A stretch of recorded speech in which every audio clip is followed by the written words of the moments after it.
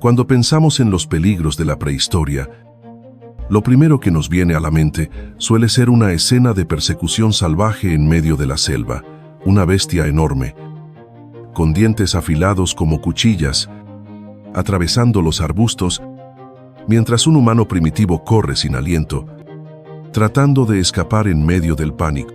El fuego parpadea dentro de una cueva, el viento helado ruge entre las montañas, y el miedo se te pega a la piel como una sombra. Es la imagen clásica, cruda, primitiva y llena de colmillos, pero lo que pocos imaginan es que la amenaza más grande no venía de esos depredadores. No era el león de las cavernas, tampoco el tigre dientes de sable. Durante buena parte de nuestra evolución, la Tierra no fue un escenario exclusivo para el Homo sapiens. Compartimos el mundo con nuestros primos, los neandertales, los denisóvanos, el Homo floresiensis y varios más que apenas empezamos a descubrir, pero hubo uno en particular que destaca entre todos, no solo por las herramientas y huesos que dejó atrás, sino por las preguntas incómodas que sigue sembrando. Preguntas sobre la violencia, sobre la sed de poder. Se llamaban Homo heidelbergensis, posiblemente el último ancestro común entre nosotros, los neandertales, y tal vez incluso los denisóvanos no eran exclusivos de un solo lugar. Estos humanos vagaron por Europa, África y Asia Occidental entre hace 700, 0 y 200, 0 años. En una de las épocas más extremas del clima terrestre, imagina glaciaciones que borraban todo rastro de vida en Europa, o sequías brutales que secaban los ríos africanos en apenas unas generaciones. Agua, comida, refugio. Todo se volvió un lujo. Y en medio de esa adversidad, los Homo heidelbergensis no se rindieron. Evolucionaron, se convirtieron en criaturas sacadas de una pesadilla. Hombros anchos, huesos gruesos, estatura similar a la nuestra, y cerebros casi del mismo tamaño que los nuestros. Tenían herramientas, sabían vivir en grupo y poseían una inteligencia sorprendente. No llegaron a la cima por suerte, llegaron a base de sangre, estrategia y pura determinación. El mundo de Homo heidelbergensis no era para los débiles. Era como una arena colosal donde la vida estaba en juego en cada rincón. Ellos convivían con criaturas capaces de matar a un humano con una sola garra, una mordida o incluso un simple golpe. En África, compartían el territorio con hienas prehistóricas gigantes, felinos de colmillos en forma de sable como el Homotherium, y cocodrilos tan enormes que hoy solo sobreviven en fósiles y pesadillas. En Europa, las amenazas venían en forma de leones cavernarios, más grandes que cualquier león moderno, y osos de cara corta de más de 3 metros de alto, lo suficiente como para acabar con 3 personas de un solo manotazo. En regiones más heladas, el peligro venía de manadas de lobos, jabalíes gigantes conocidos como megabores, e incluso de los mamuts. En ese mundo, una herida o quedar atrapado no era simplemente mala suerte, era una sentencia de muerte. Pero entre todas esas sombras y colmillos, había una amenaza todavía más temible. El propio ser humano. Es muy posible que Homo heidelbergensis haya sido la primera especie en cazar a sus semejantes. No es metáfora, no es leyenda. Hay evidencia real, cráneos con fracturas, huesos humanos quemados, marcas de cortes hechas con herramientas de piedra en lugares del cuerpo que no tienen nada que ver con rituales funerarios. No hablan de respeto por los muertos, susurran algo más oscuro. Algo que huele a sangre.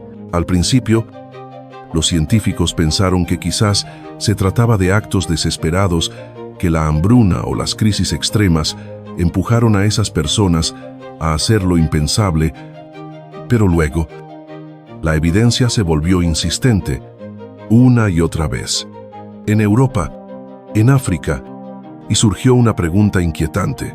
¿Y si Homo heidelbergensis no solo fue víctima, sino también un depredador intencional que cazaba a su propia especie. Ya no cabe duda, esto no es una historia posapocalíptica, es el origen. Hablamos de seres que podían prender fuego con una mano y blandir un hacha con la otra. Personas capaces de mostrar compasión al amanecer y atacar sin titubear al anochecer. Y si esto es cierto, entonces las raíces de la guerra, del conflicto organizado, no nacieron con los antiguos imperios, sino con la oscuridad que habitaba en nuestros ancestros. Las primeras semillas de sangre y poder brotaron en la prehistoria muy dentro de la tierra y más profundo aún, dentro de la naturaleza humana. Y no hay lugar que revele esto con mayor claridad que Cima de los Huesos, el Pozo de los Huesos, un nombre que ya de por sí carga con todo el peso de una leyenda, oculto entre las montañas de Atapuerca, en el norte de España.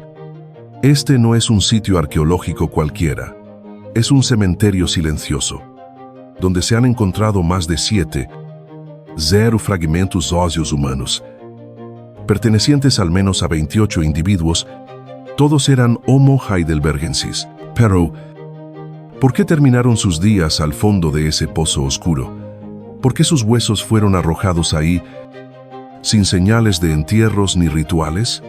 El cráneo, conocido como Cranium 17, tiene 2 fracturas letales no causadas por accidente, sino por violencia intencionada.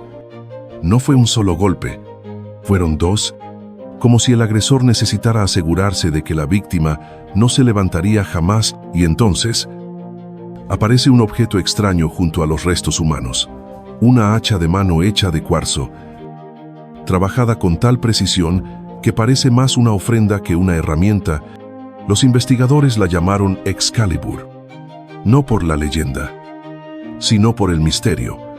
Pero si crees que la oscuridad solo rondaba en la Europa helada, te estás engañando, porque a miles de kilómetros de ahí, en medio de las tierras áridas y resquebrajadas del valle de Awash, en Etiopía, la cuna misma de la humanidad, otro misterio susurra verdades que nadie quiere aceptar como reales.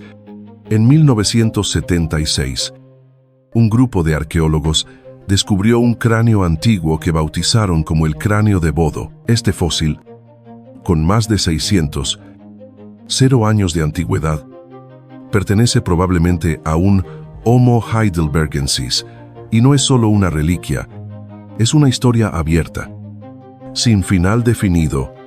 En la superficie del hueso se encontraron múltiples cortes precisos, claramente hechos con herramientas de piedra, pero lo extraño no es que existan, sino dónde están. Las incisiones se concentran alrededor de los principales puntos de inserción muscular, lo que indica que no fueron causadas por accidente ni por animales. Fue una acción sistemática, deliberada y muy precisa. Alguien retiró cuidadosamente la carne del rostro y el cráneo justo después de la muerte de esa persona. ¿Por qué? Esa es la pregunta que, después de más de 4 décadas, nadie ha podido responder con certeza. Algunos investigadores piensan que podría tratarse de un antiguo rito funerario, una manera simbólica de liberar al difunto de su forma terrenal, pero hay otros, con una mirada más fría, que se atreven a plantear una hipótesis más escalofriante: el canibalismo. Y lo que hace que esta idea resulte aún más inquietante es la ausencia casi total de restos de animales en el lugar del hallazgo. No hay indicios de que se tratara de un sitio común para procesar comida. Entonces, si los únicos huesos que aparecen ahí son humanos, la pregunta se vuelve inevitable. ¿Acaso nos comimos entre nosotros, no por ritual, sino por necesidad? Si eso es cierto, entonces la oscuridad de nuestro pasado no se limitó a las cuevas frías del norte. Se extiende hasta el origen mismo de nuestra especie, hasta el lugar donde los primeros pasos humanos fueron dados. Pero las huellas del canibalismo no se limitan solo a Atapuerca o Bodo. A medida que las capas del tiempo son desenterradas, empieza a emerger un patrón más amplio, uno que sugiere que este comportamiento pudo haber sido mucho más común de lo que alguna vez imaginamos. En el norte de Kenia, Los arqueólogos descubrieron una tibia de 1,45 millones de años, con marcas de cortes muy claras, como si alguien hubiera retirado la carne de ese hueso. Este podría ser uno de los casos más antiguos de canibalismo jamás registrados. Todavía no sabemos con certeza qué especie lo hizo. Pero la evidencia apunta a que las interacciones entre los primeros homínidos eran mucho más complejas de lo que nos contaron, y entonces surge una pregunta escalofriante. Si no lo hacían por hambre, ¿entonces por qué? Investigadores calcularon el valor calórico de la carne humana y descubrieron que no aporta tanta energía como otros animales grandes, como los mamuts o los bisontes. Esto hace que la teoría de la supervivencia pierda fuerza. Tal vez estos actos no tenían solo un fin alimenticio, sino que también eran una forma primitiva de castigo, venganza o incluso ritual. Desde las heridas repetitivas en ciertos esqueletos hasta los cortes intencionados en los cráneos, todo indica que Homo heidelbergensis tenía una comprensión profunda de la muerte, no solo como un final, sino como símbolo, como mensaje, como poder, y en medio de esa brutalidad, también dejaron huellas claras de su inteligencia. En Groningen, Alemania, se hallaron lanzas de madera de hace 300 años, con un diseño sorprendentemente preciso, con el centro de gravedad perfectamente equilibrado y una longitud ideal para ser arrojadas a distancia. Esto demuestra que Homo heidelbergensis no era solo un sobreviviente, era un verdadero ingeniero, un cazador con intención y técnica.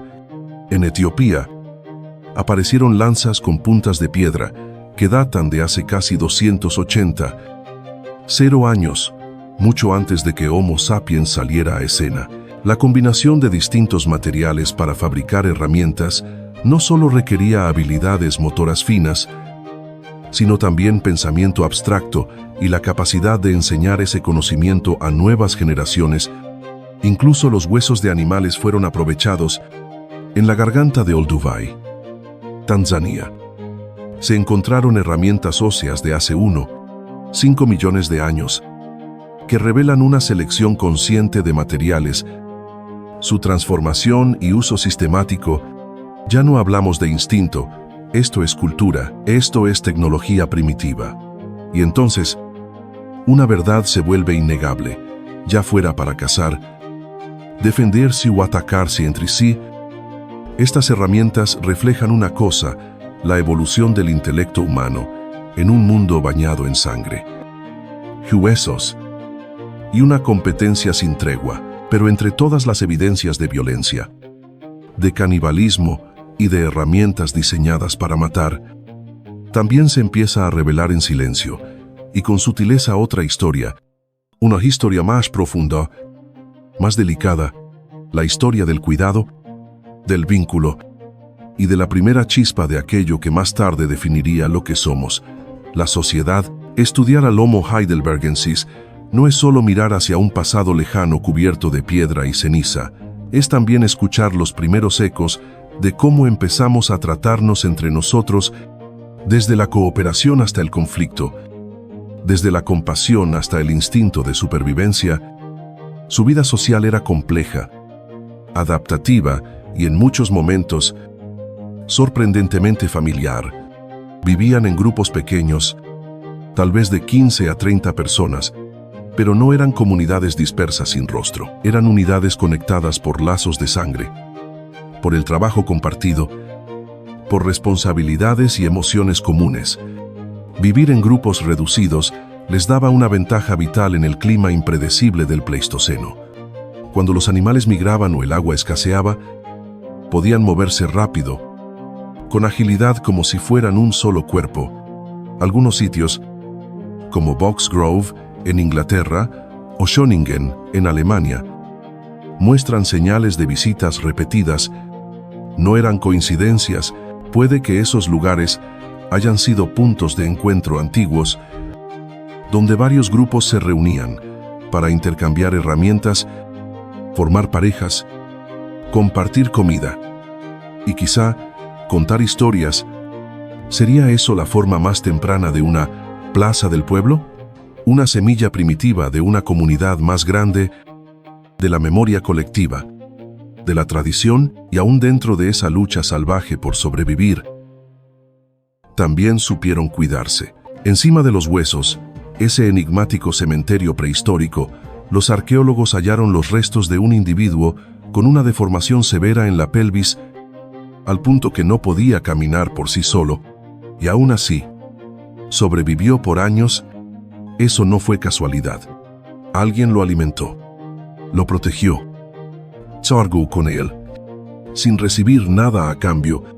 ¿Por qué? Por compasión, por un lazo que va más allá del instinto, porque en ese momento, Homo heidelbergensis dejó de ser solo una especie y empezó a ser humano, no por saber hacer fuego, no por saber fabricar lanzas, sino por amar a quien no podía ofrecer nada más que su mera presencia. Ese fue el acto más primitivo de empatía. Y la empatía es lo que dio origen a todos los mitos, todas las religiones, todas las sociedades, todos los sueños humanos. Entonces, ¿qué es lo que realmente nos hace humanos? No son los huesos, ni las herramientas, ni las armas. Es la decisión de no abandonarnos los unos a los otros, incluso en un mundo donde la vida y la muerte están separadas por una sola caída, y tal vez, desde aquellas cuevas oscuras, desde aquellas primeras llamas, junto a cráneos fracturados, un mensaje sigue ardiendo hasta hoy. Somos más fuertes cuando no estamos solos, pero donde hay unión, también siempre hay riesgo de ruptura. El vínculo entre los primeros humanos no era solo un escudo protector. A veces, también era la chispa que encendía el conflicto. Y aquí es donde entramos a una parte poco mencionada pero fundamental: la violencia. El territorio y las reglas sociales.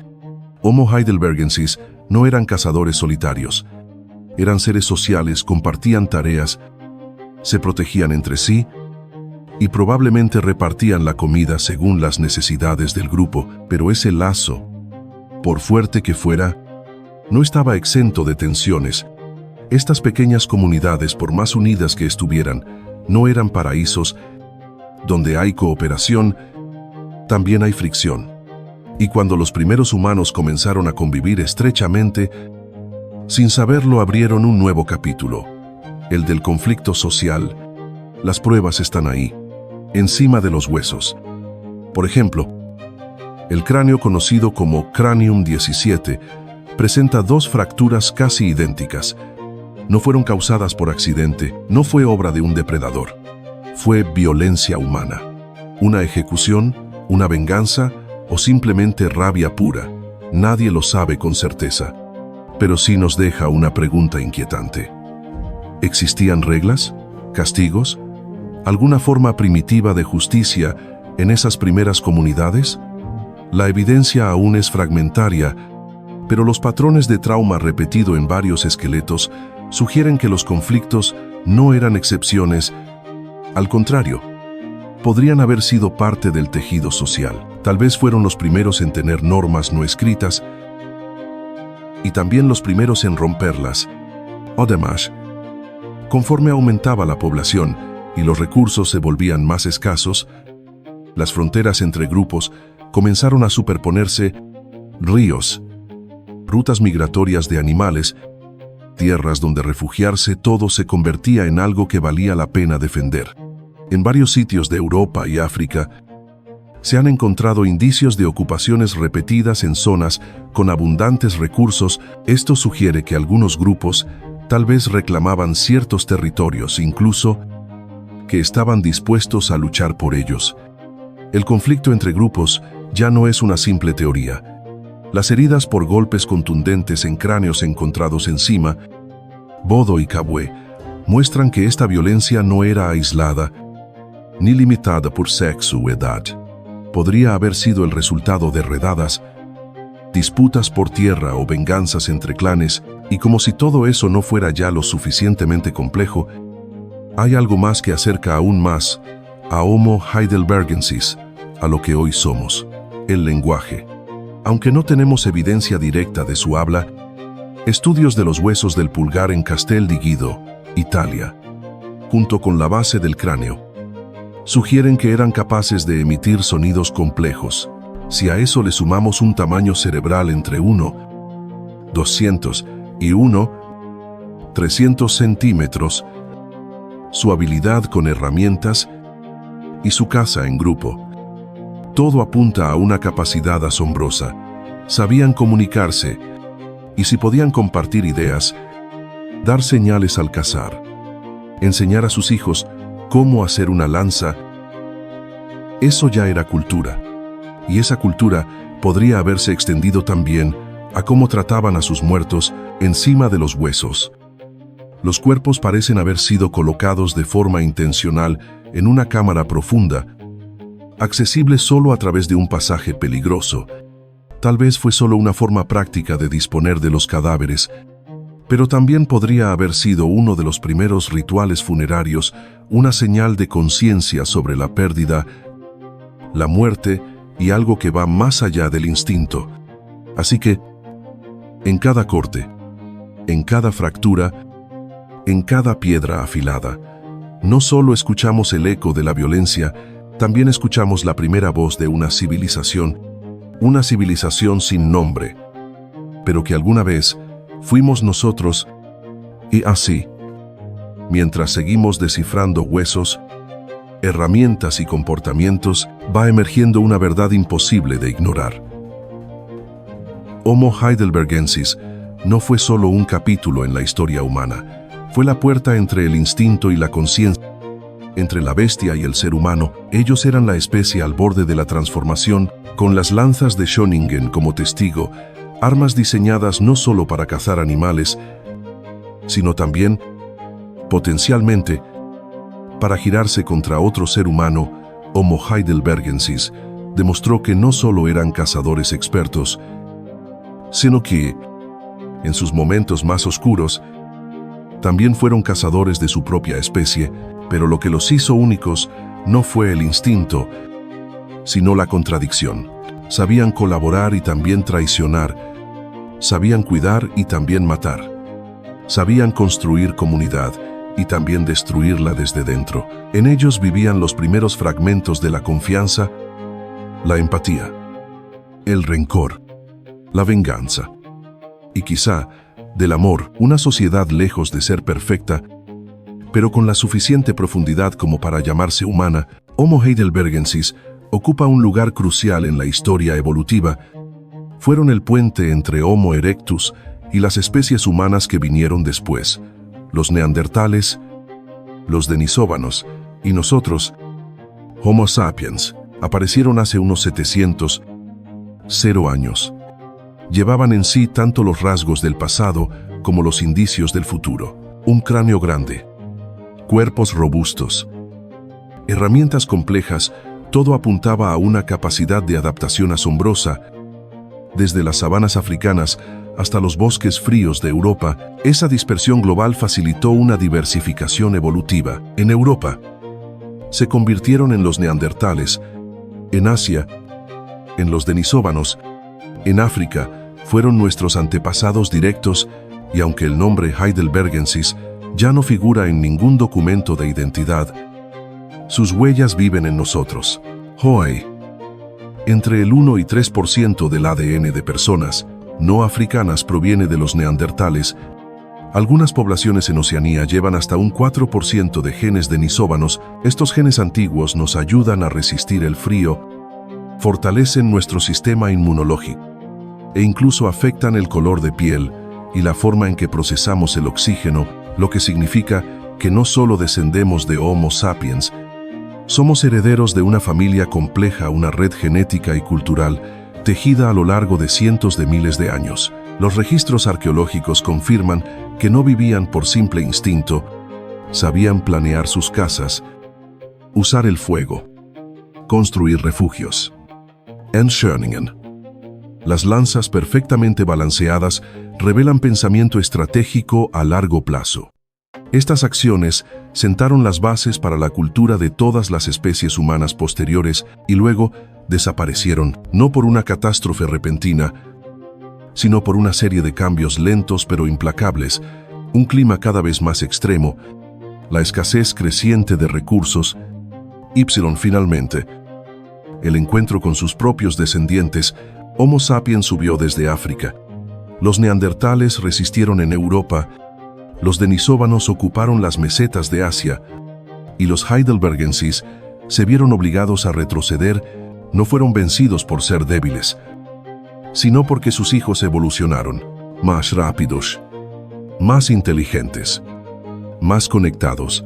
Pero nadie puede borrar su nombre de la historia, porque dentro de cada uno de nosotros hay una parte pequeña, sí, pero esencial, que les pertenece, y quizá, en nuestros comportamientos, emociones y conflictos actuales, aún resuene el eco de aquellos que cruzaron el umbral entre el instinto y la humanidad. Así que, la próxima vez que te preguntes ¿qué es lo que realmente hace especial al ser humano?, recuerda que la respuesta no está solo en el futuro, también está en las sombras más antiguas, donde una especie sin nombre hizo lo impensable, eligió amar y herir al mismo tiempo, y quizás, solo quizás al final, el cazador se convirtió en la presa. Si has llegado con nosotros hasta este punto, gracias, no solo por tu tiempo, sino por atreverte a mirar de frente los rincones más oscuros de la historia humana,